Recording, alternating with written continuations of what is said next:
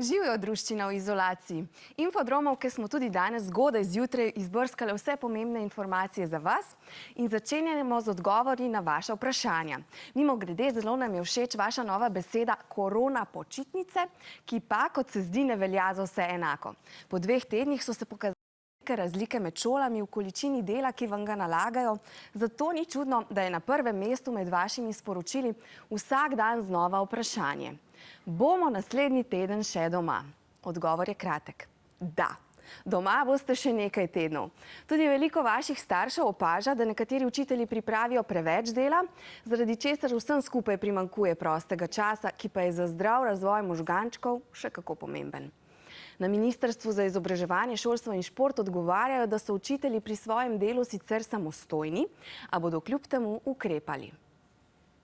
Ker smo pa dobili informacije tako z vaše strani kot strani staršev in učiteljev, da je morda tega dela preveč, smo skupaj na Ministrstvu za Zavodom za šolstvo pripravili navodila osnovnim šolam, kako naj ravnajo v tednih, ki so pred nami.